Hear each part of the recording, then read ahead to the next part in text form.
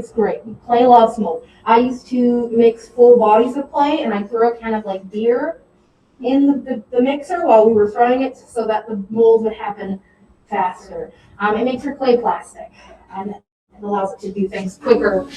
It allows it to do things quicker than like if I were to just, go for it. So we're gonna trim this plate.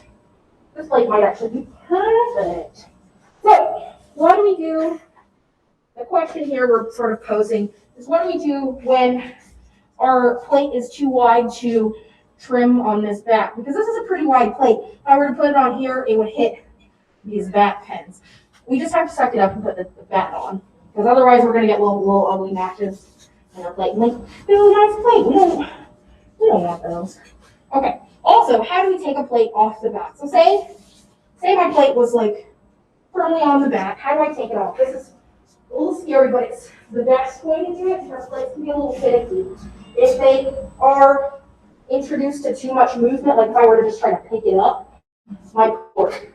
We don't want to work in the plate because after it's going to remember that you moved it like that. So the best way to do it is wire it off, put your plate on top, and just flip it over like a pancake. And this should just ideally pop right off. You might have a little bit of like clay on this, but like this is stable. It's not changing the shape of the plate. I'm very bold. People get scared when I do things. You do this long enough, like you're carrying 6 cups in one hand and 4 bowls in the other, and you're like, I don't understand why you're doing that. I just don't care. I just don't care. One day you will be so bold. Oh, felt like something got to fall on the floor. Okay, line it up.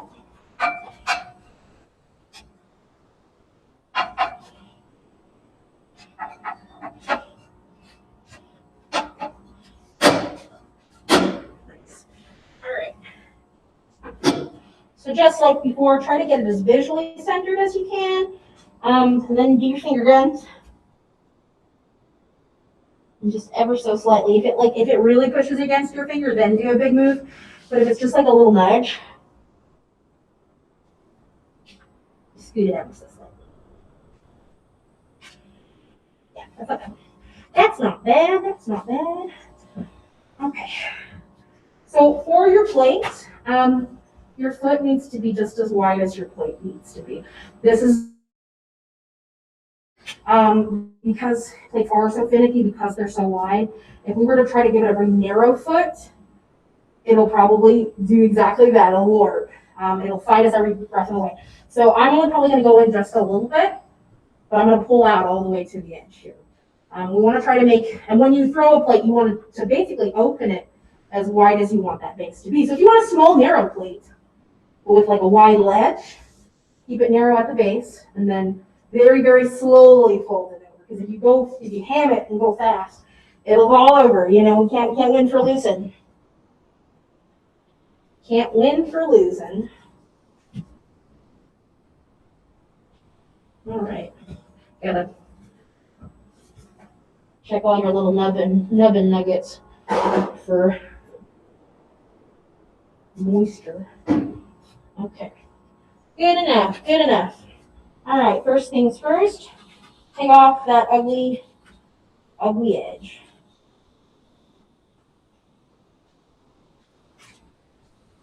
Now we usually go all the way to the base just so I can get a nice sort of full feeling for it. This is pretty level, so I'm not worried about taking that first swipe. Because I took it off with the wire, it just went straight this way. The trick to that is keeping that wire like as flush to the board as your fingers can possibly make it as you pull. Sometimes, however, you will get like a little wonky ledge, like one side's going to be a little higher than the other. Then you're going to definitely do just like we did with the bowl and do a couple pulls to get it level.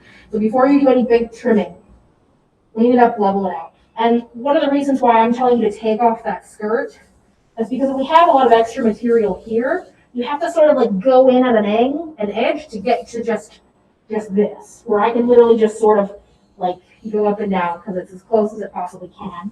And I just have to take off like the little boogers. So like do yourself a favor and take off that skirt. All right, cool. So just like before, we want to think about how we want our foot to be, like how wide we want it on a ledge. And for this one, I think I'm going to give it like a bevel, like a more extreme bevel. So I'm going to pull my foot out to right about here. Oh, lovely, gorgeous. Okay, you can do this with clay. It's just hard, but it's always so worth it. So I'm going to go ahead and start sort of cutting in the height of my foot where I want it to meet the side of the plate. So I've sort of cut, you can see here, like the depth.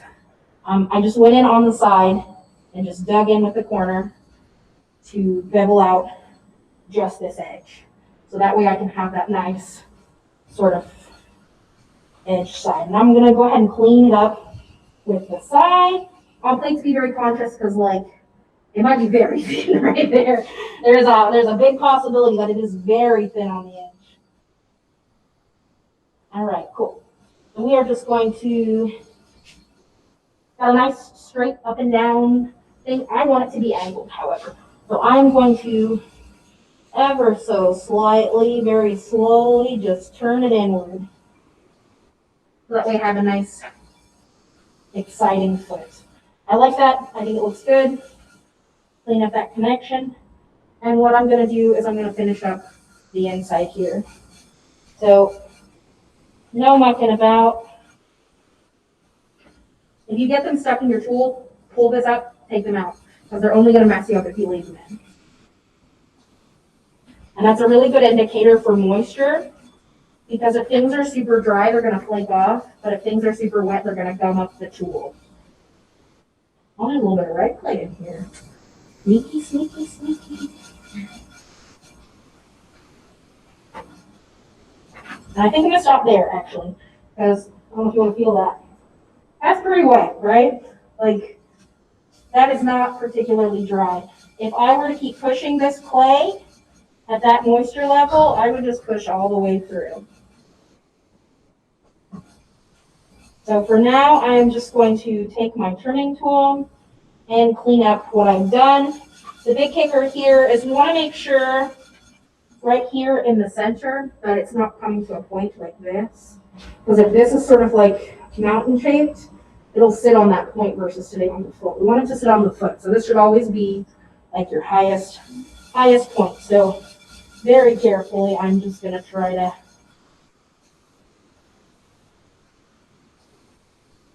come here with an edge so I can get that nice sort of separation. Clean it up.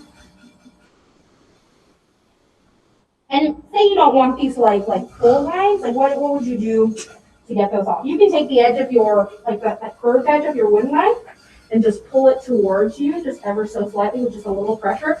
Do that a couple times and it should just like even itself out. And you can even do it with your finger a little bit if you're feeling so bold. There's a little like chunky bit right here. I'm just gonna pop this off and y'all can like pass it around and feel just right there in that middle.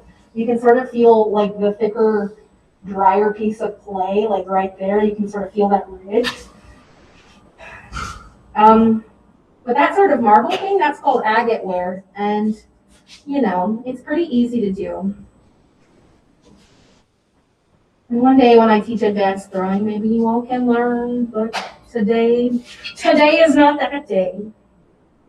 Yeah. So this is a pretty good foot for a plate. Now it's not exactly perfect, like because you can like look at it this way, like this side is a little bit like higher, and that's just having to do with me not being a good thrower sometimes. Sometimes like that's just a matter of like, well, all right.